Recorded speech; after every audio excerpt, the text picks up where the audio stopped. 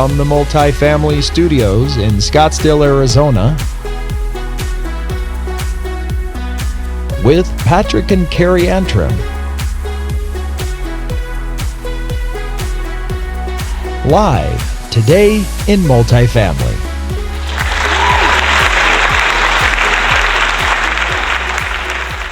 Output. Hey guys, how are you? Hey everyone, I would say good morning, but I think it's afternoon on the East Coast, so good morning, good afternoon, wherever you are. Yeah, absolutely. We've got a great show ahead. We've got a lot of great things happening, and obviously we have new ways to bring you into the show. That's right, yeah, we're just so glad you're here. I hope everyone's doing well, staying healthy and safe, and maybe enjoying some family time, or whatever that looks like for you right now. Yeah, and so we've heard a lot of conversations around the current state of the world, and so today we'll be talking about some exciting things and what leaders are doing to move through those challenges. But even more than that, maybe even some data on rent collections. I know NMHC did a great job, great webinar that they're doing every week. We'll be exploring that and some exciting interviews today. Yeah, absolutely. So those of you who are watching, you'll notice that we have a little live kind of engagement tool happening here, some polls and stuff. So I see that we have Georgia, Texas, and Florida in the house.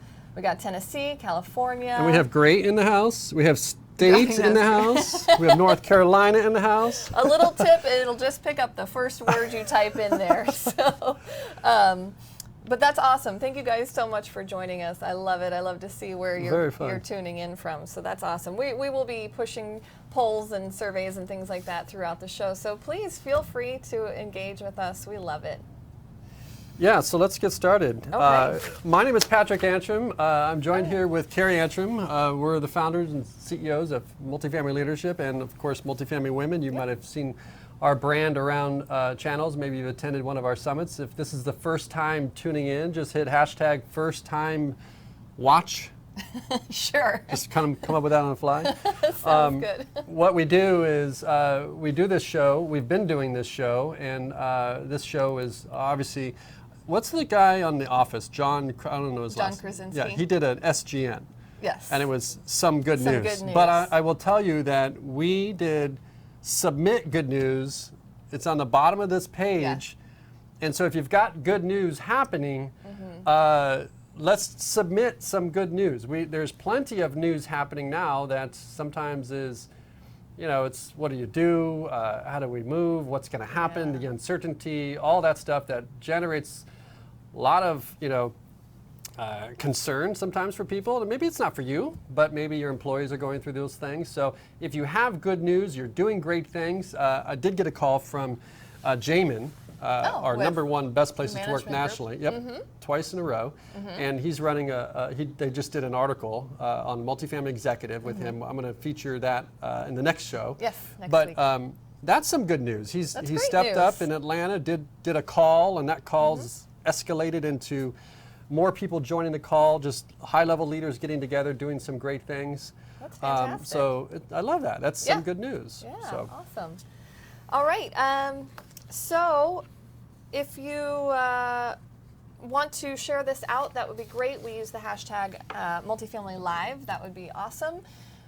Like Patrick said, scroll down to the bottom. Also, what he didn't mention was that with your good news, you can submit photos, you can submit videos, you can submit your press releases. So it's more than just like, hey, this happened. Like, send us all of it. And new hires, right? New hires, promotions, awards, whatever it is that is making you guys happy, giving you reason to celebrate, or whatever that is, we want to know, and we'll shout it out. Yeah, and fun things happening here in the studio. We're one of the few companies that produce events that are in more demand and more business than ever. We've actually put a few events together for people that could not, perform their workshop and things like that. We did an award ceremony for the best places to work multifamily for women. For women, we'll talk about that. We're going to talk about that later. I want to tease that a little bit, but that was fun because we're talking about good news, and the emails that we got from doing that, just like, man, I'm just tired of, not tired, but I'm a little fatigued around every conference call, everything happening with, Right. how's the family feeling with the stress of things, and Right. it was a time to sort of, think bigger about, some good things happening in Yes. multifamily. Absolutely. So coming up on today's show, we have some good stuff. We are going to have an interview with Dana Caudell, President of Property Management at Bainbridge Companies. That's coming up here very soon, so stick around for that. Like Patrick said, we're going to recap the Multifamily Awards show. And then we're going to talk about some data, from NMHC and what's happening with rents and things like that. Yeah, good stuff Today. there. So- Good stuff there. I know that's on a lot of our minds right now. Yes. What's happening? Who else do we have? We've got Florida, Texas. We've got Arizona, Virginia, Georgia. They're still coming in. Washington State, Colorado, North Carolina, Illinois, Georgia, Ohio. Awesome. Wow. Tennessee, Texas in the house, Arizona. Lots of people from Arizona. Texas, Florida, Arizona. All right, That's cool. awesome. All right. Thanks, So, guys. all right, what do we do next? All right, we are going to bring in Dana. You want to bring Dana in? Yeah. All right, let's bring her in. You want to do the introduction? Yes. All right, we've got Dana. Dana brings more than 20 years of experience to her role as President of Property Management. She provides executive leadership to Bainbridge Property Management operations and marketing teams, and plays a role in the creation and integration of programs and forward trend initiatives that continue to build upon Bainbridge success. Welcome to the show, Dana. It's so nice to have you. Thank you. Good afternoon. Thanks for having me. Of course. Yeah, awesome to be with you today. I know you're doing some great things with your teams, and we wanted to explore, just kind of give others the opportunity to extract what you're doing well and how you're integrating with your departments and things like that. But so love that you're able to join us with today. So thank you for being here. All right, so I do have a question, and I wanted to start off the top with, the fact that you've been thinking about, a lot of leadership. Your role is, thinking in advance, right? So you think about what's next all the time. And so how has that prepared, I think, your vision of creating the leadership that you've had to lead through in a time like this where nobody prepared for it? And the roles and the speed of things are happening so fast. How did you prepare, for something like that? Sure. I think first and foremost, it's being able to rely on your team.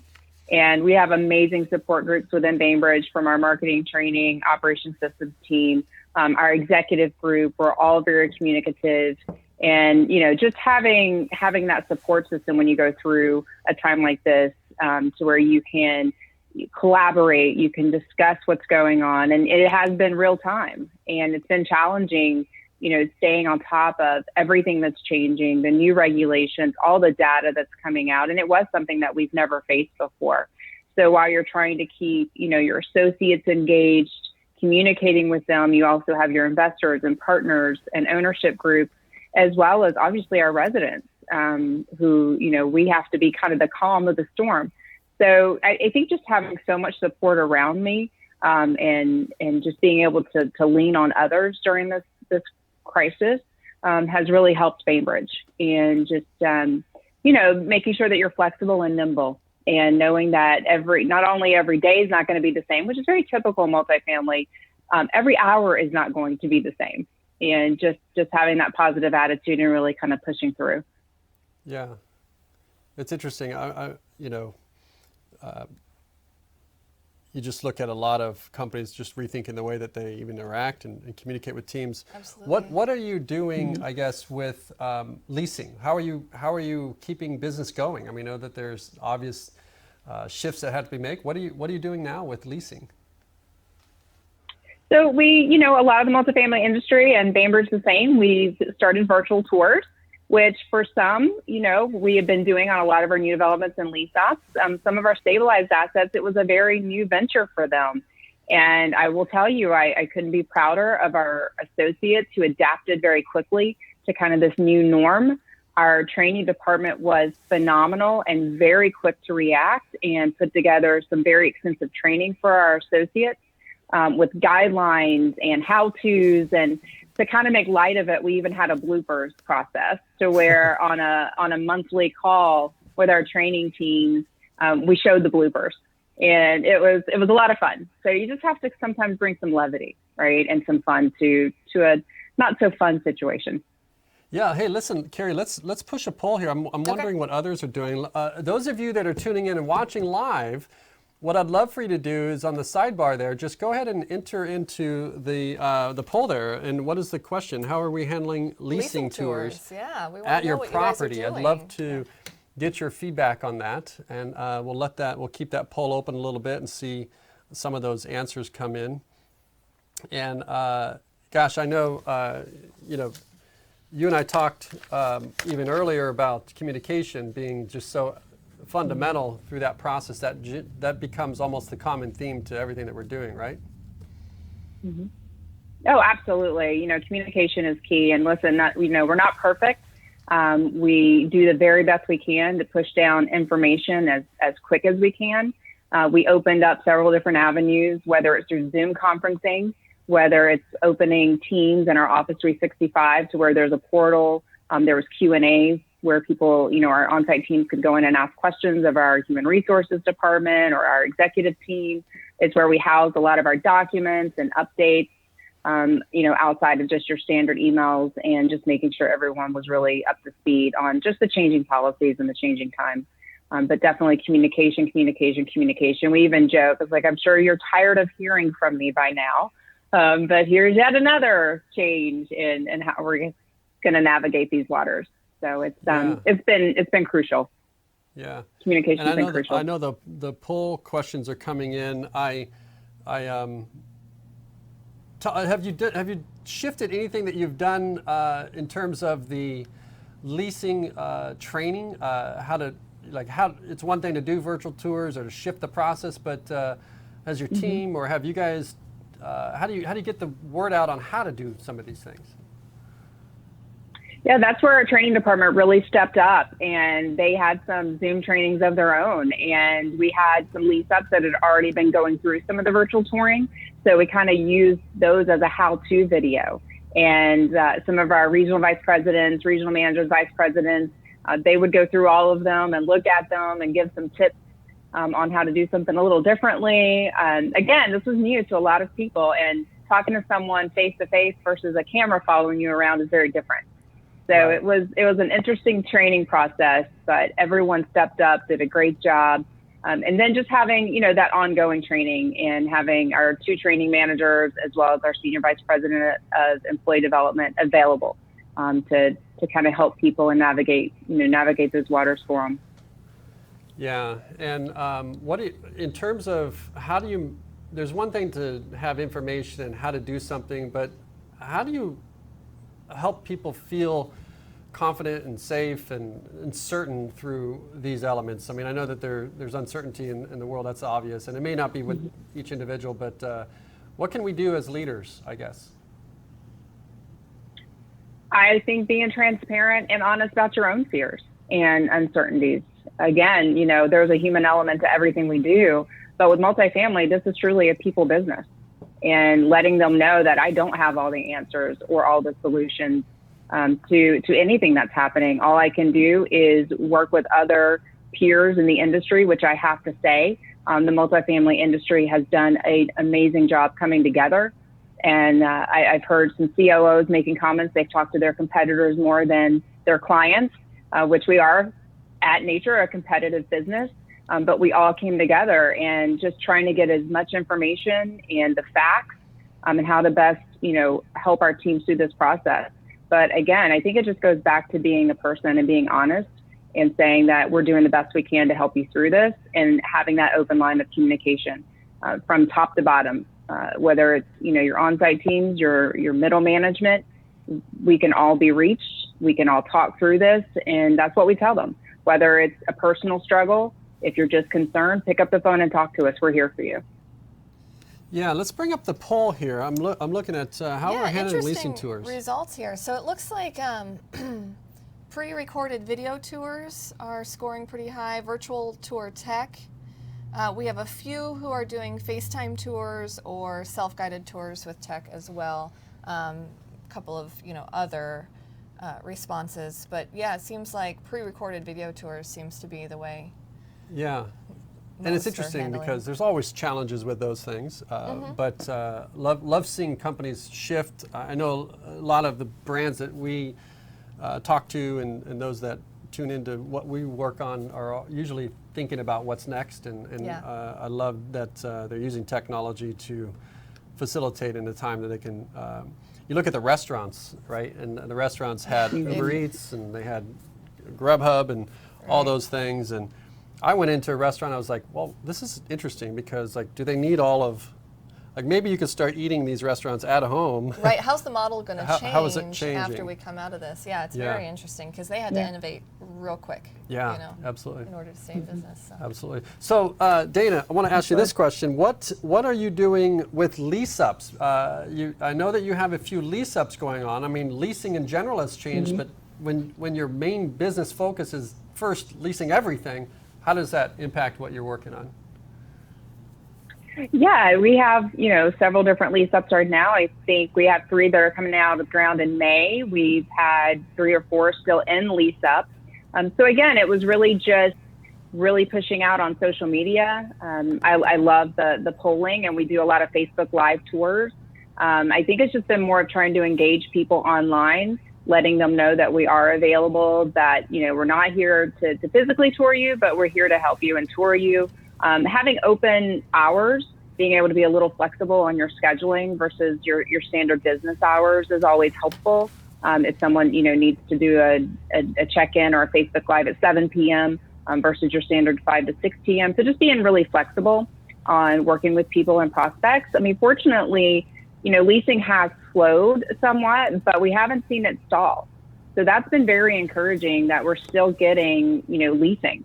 Even on some of our stabilized sites, but the lease ups have really been doing very well through this. So it's been an encouraging process. That's great.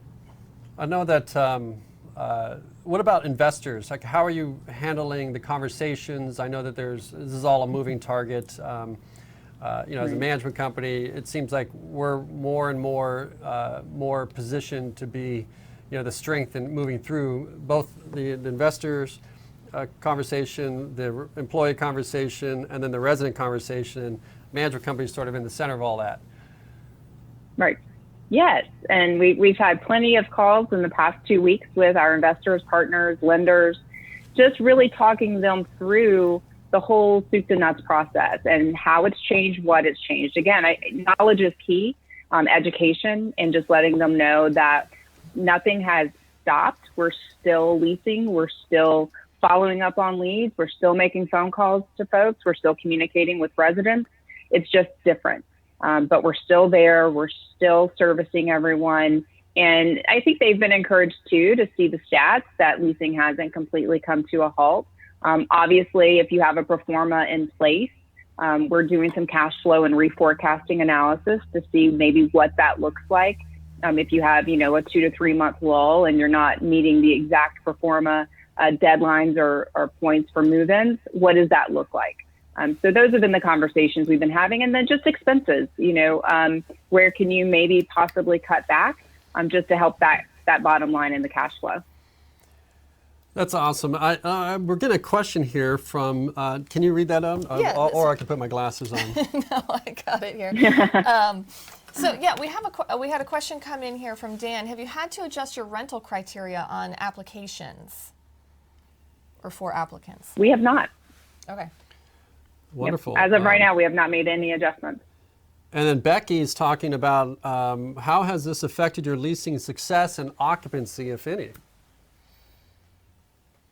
Again, as of right now, leasing has still been somewhat stable, and occupancies, we maybe have received a few notice to vacate just, for future due to maybe job loss or moving back home. Interestingly enough, we're seeing people purchasing homes in specific submarkets. They're somewhat taking advantage of the lower interest rates, et cetera. But overall, right now, knock on wood, we've been pretty stable.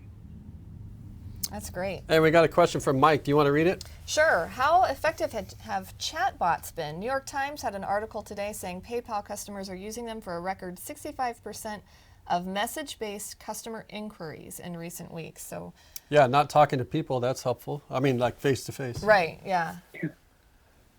Yeah, we have a few sites that we've done the chatbots on, and they can be successful. But again, we are a people business. So I think people do like seeing those virtual tours and seeing the apartments.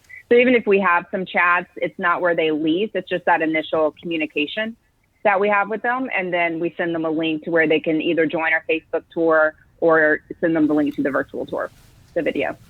Oh, okay. Yeah, and I got to tell you, do we have a question? We do, yeah, because actually. We're talking leasing. Thank you for sharing the time with us. I know you've got a lot going on, Sure. Dana. We have a question. Let's talk about leasing calls now that we bring that up. Yeah. We're going to push a poll to the audience, and how are they handling leasing calls? I would love for you to weigh in on that as well, Dana. But we're kind of getting into the weeds here a little bit, but we're having some fun. People are already responding. We'll get some of their feedback there. But with Mike's question on the chatbots, it brings up an interesting point on, before, when leasing offices were open, I think it's like 48 or 58, like a substantial number of calls go unanswered. Right. So it's like, how has those that have thought about technology, how has that prepared them to respond in a situation where offices have to be closed? So I'm Right. curious here. Yeah, we'll see. We've got some answers coming in here. Office is open, answering calls as usual. A couple people using call centers, chat bots. Yeah. So Dana, how are you guys handling the call volume? Is it voicemails, returning calls? How do we facilitate that in an environment we never really planned for?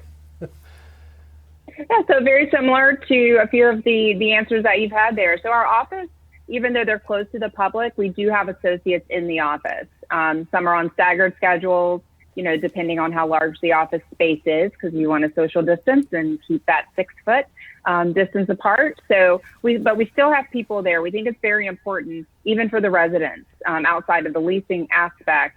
Residents have a lot of questions right now, and you want to make sure they have that live person to talk to. We do have call centers and answering services if we do miss calls, but we feel it's very important that our associates are still having that one-on-one contact with the prospects and residents. Yeah, it's interesting. Yeah, no, it's definitely a lot to be. I think 6-8 months from now we'll have a little bit better of an idea of looking back. Hey, what did we learn? Are you guys doing anything from a leadership aspect to sort of document or journal this experience? And then for us, we're in a position where we're sort of more ready for something like this because when we do our leadership summits, it was always fires, floods, and hurricanes, and so we kind of thought about if people couldn't travel, how would we respond to that? And thankfully, at the time, I thought I was kind of crazy buying all the news media. We have a production team and stuff like that, and I'm feeling a little better about that and want to bring value to the community just by being able to have people meet you. We can't go to conferences right now, but right now we're having some great dialogue. So thank you for showing up and investing in that. We've got office open, answering calls as usual, 64%. Interesting. Yeah. Call centers, they've got some chat box, text messaging is working, of course, as well with that. Yeah. All right, we'll leave that poll open and continue on here. Any other questions that you might have for Dana? Dana, do you have any final thoughts you want to leave our viewers with? No, just again, this is a great industry to be in. And even when you're kind of in a downturn, everyone needs a home. So we just need to stay positive. I think, the future, we're going to get back to normal at some point. And just thank you to everybody in the industry, especially our on-site teams. They're on the front line of this. And just, make sure you're out there as leaders, thanking them and appreciating them the best you can. Yeah, that's good thoughts. Good thoughts. Thank you for that. Thank you so for much, joining Dana. us. Yeah, this has been great. We really Absolutely. appreciate you carving out the time and joining us today. Thank you, guys. Have a great day. All right. That was wonderful. That was fun. One thing I wanted to point out that she mentioned, and we had talked about it with her previously, was about how the industry is really coming together. Like, your competitors, they're on calls together and they're working together to just uplift the industry and move it forward together. I think that's really incredible and speaks so highly.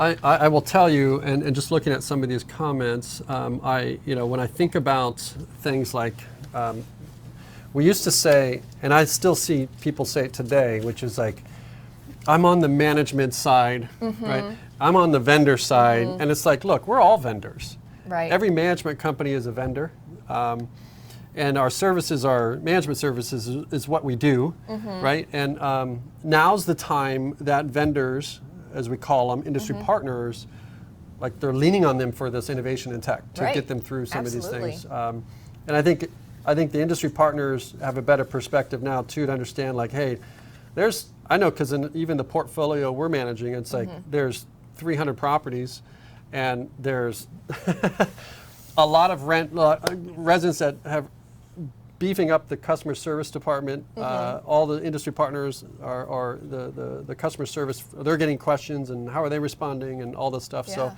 I think it's nice to know that everybody's coming together, knowing like, hey, we're all trying to do what we're trying to do. Yeah, absolutely. All right, so we have some exciting things happening in our studio that we mentioned. Last week we announced the top 25 nationally ranked best places to work for multifamily for women. We had an award show here in our studio. It was just such an awesome experience. We had great engagement and turnout. Yeah, so we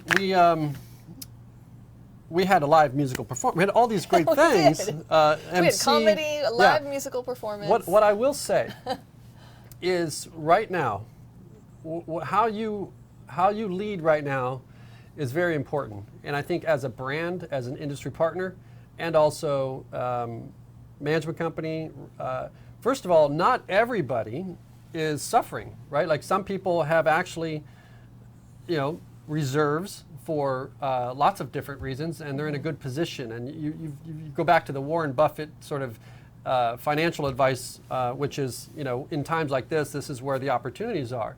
But there are real customers and real people that are having things happen to them that they didn't ask for. And when we go through this process, there's a very big difference between profiting from something and profiting during something. Right. But we need businesses to thrive. We need the conversation for apartment owners. Like right now, people are saying, let's buy gift cards to restaurants. Yeah. Right? Let's keep the restaurants open. It's like, are they doing that for the property owners?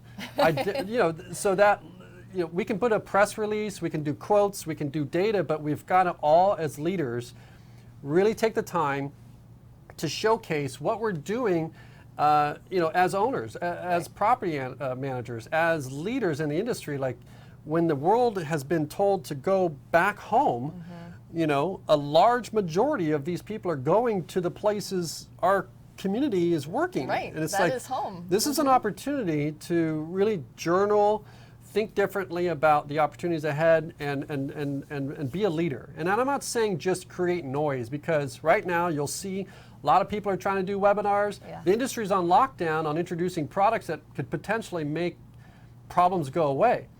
Right, and so we've been committed to keeping things flowing, but just it's a time to really think differently. Absolutely. And that's what that event was really about. It was like, this was something that was not, it was just something that is, there's still amazing things happening. This is the time to celebrate those companies that are putting those resources together. Yeah. So what do? We roll the clip, or? Yeah, we have a little recap. All right, let's take a look at at the Best Places to Work Multifamily for Women show. Was it last week? Last week. Let's roll it. Where are you watching from? We would love to know. This is a time where our employees need us most. This is a time where that feedback is important. And so, again, just a great opportunity, right timing to be able to celebrate those that have stepped up and created those health.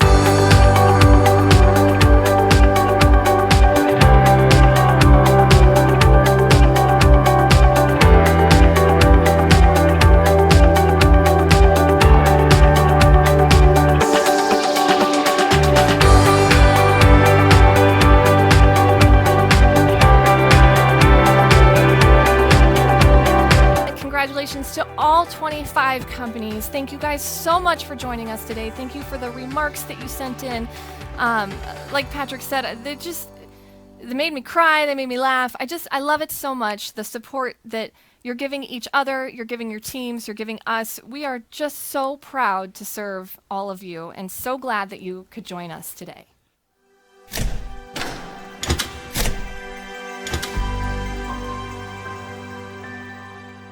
Well, I really loved your remarks there at the end. That was kind of fun. But man, what a high energy event. And we were kind of like jumping off the edge there, figuring out how to do a live production. That was fun. It was great. It turned out to be a really good time. We got some great feedback from it, just giving people permission for a few hours to have something to celebrate. Yeah. And celebrate we did. We were celebrating right now. Keener Management was ranked #1 on that list. Yes. Which is awesome. Yeah, Keener Management. We're going to play a little reel from them with their remarks.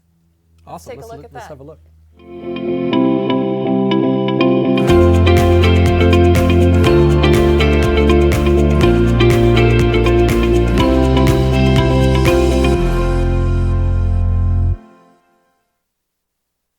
The #1 best place to work multifamily for women goes to Keener Management. Woo-hoo! Congratulations.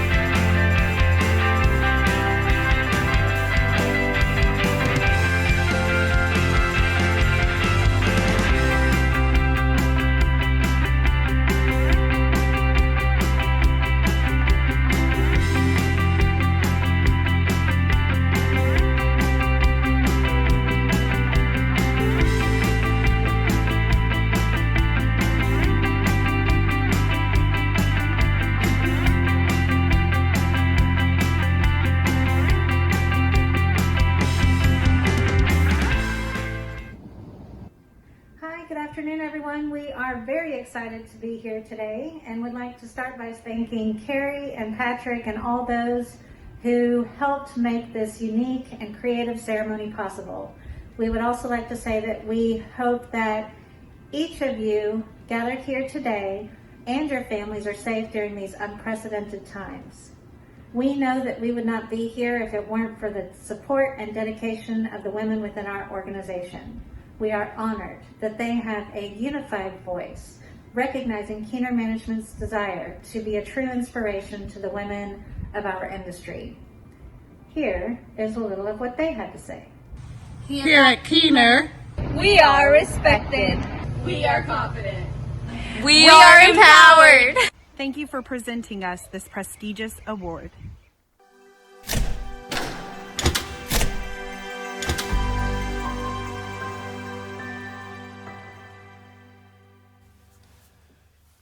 That was fun. I just love that. Yeah. So I believe if you missed the award show, you can still watch it. Is that correct? Yeah. If you go to multifamilyawards.com, you can catch that show on demand, basically, and watch that. We're still getting subscribers to that. It's free to go see that. Awesome thing to send your employees to that are featured even in that show. But what was interesting is normally what we do is we recognize, usually the executives come out to our summits. And the top executives come out, they accept the award, we take those remarks, and then it becomes a very viral social media thing around celebrating this. But this was really cool this year because we had over 500 people live and employees that have never really experienced the awards show had an opportunity this year. Right, and not only did they get to watch, but they got to interact with our, our engagement tools and stuff like that. So everybody got to be a part of the show. It was really great.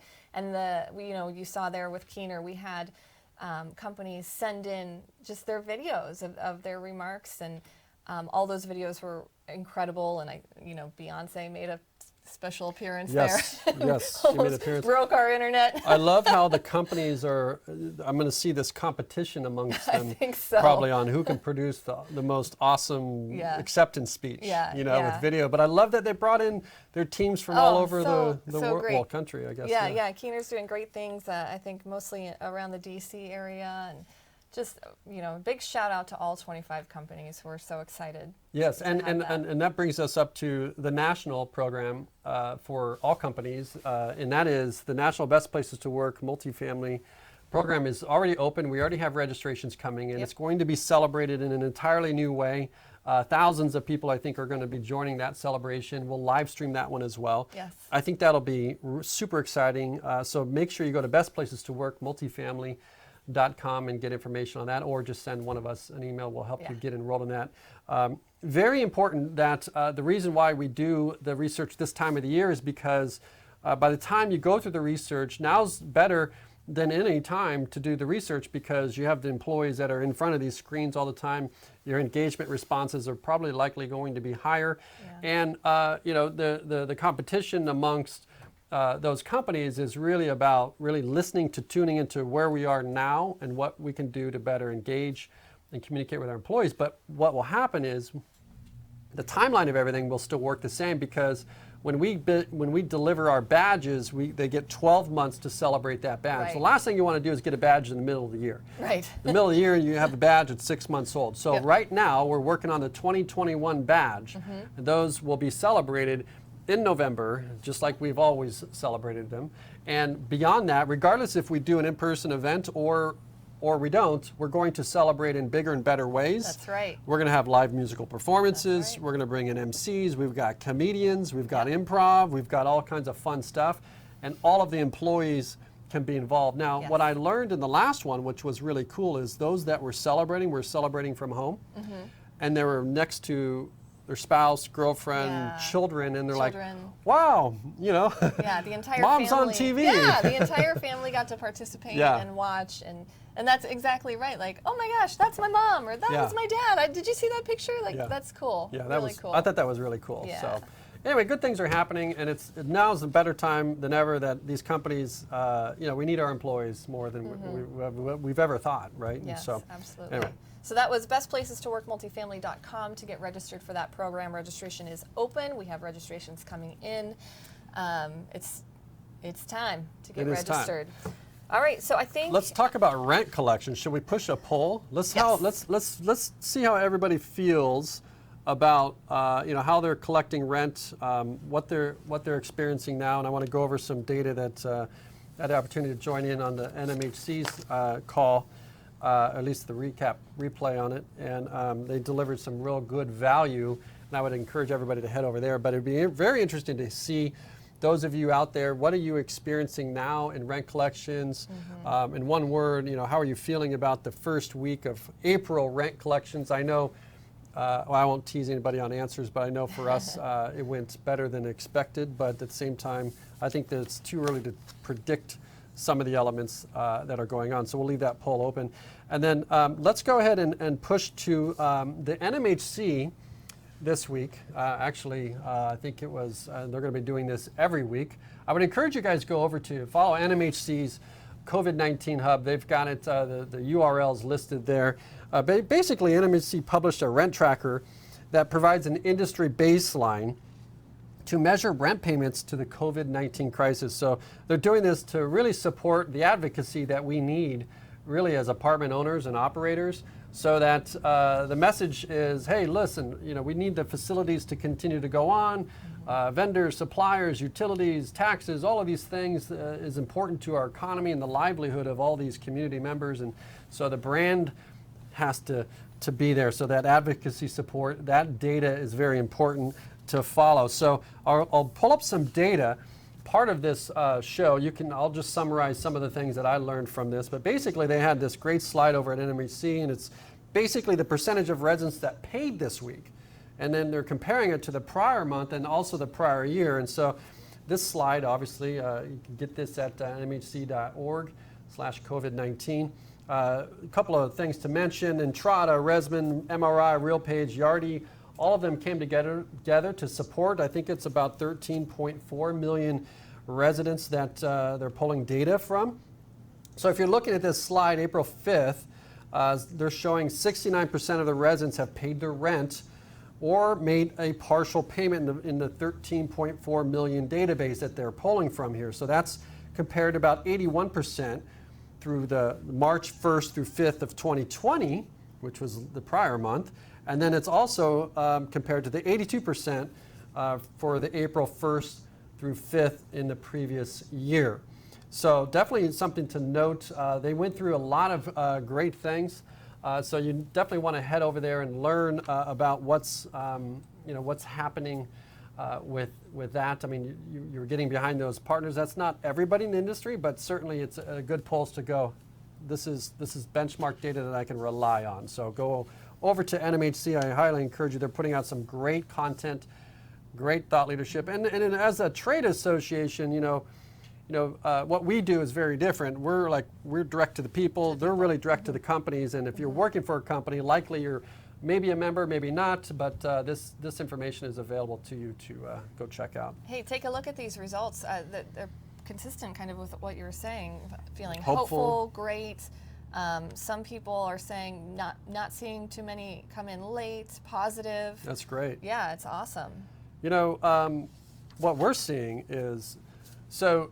In the commentary, which was like, if there's a lot of companies have shown great compassion to the residents, and they've deployed some, partial payments or structured payment programs, flex pays, forbearances, all these different things that are circulating. And I think a lot of people are like, well, what are you doing? And what are you doing? Yeah. And I would just encourage you to be a leader in that, but at the same time, tune into what others are doing, but also think about the auto industry. I'm getting emails right now like, hey, they can, we'll bring the car to you, we'll deliver the car to you, and you can test drive it from your house. And people like Elon Musk was already thinking about that years ahead, and he put a lot of force and frustration. And a lot of people in the auto industry didn't care.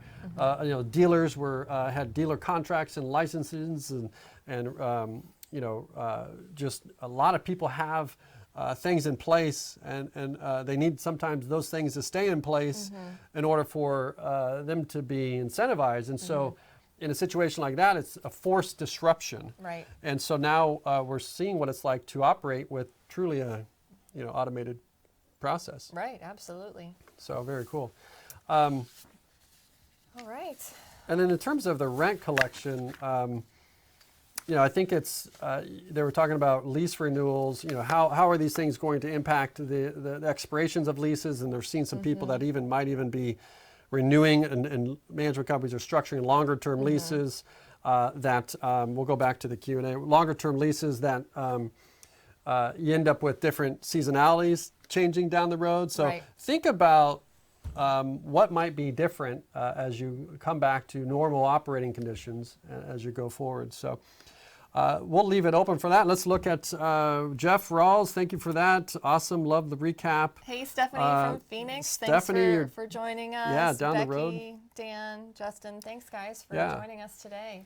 So a couple of things. What I'd love for you to do is at the footer of this page, scroll all the way to the bottom. If you've got good news, don't be afraid to submit it. Now we do get a lot of those requests. We can't feature them all like in the next show, but we can definitely calendar and bring some sharing of some good things that you're working on. Yeah. So yeah. What else? All right. Do you have any final thoughts before we sign off for the day? No, I mean we've got a show next week. We can kind of save those thoughts to next week. Okay. I know that I'm working on getting Jamin in the house. Yes. On a remote. Yep. So Jamin, if you're watching, put a comment in. I'd love to see you. Let's talk about that. He's doing. I know we talked about the top of the hour, but he's doing that leadership call. Yes. And so I'd love to learn what he's experiencing from that. We'll spend a little more time with him in the upcoming episode. So. All right, guys. Well, listen, thank you for watching. Let's tune in. #Multifamily Live, and we'll see you guys in the next show. Thanks, everyone.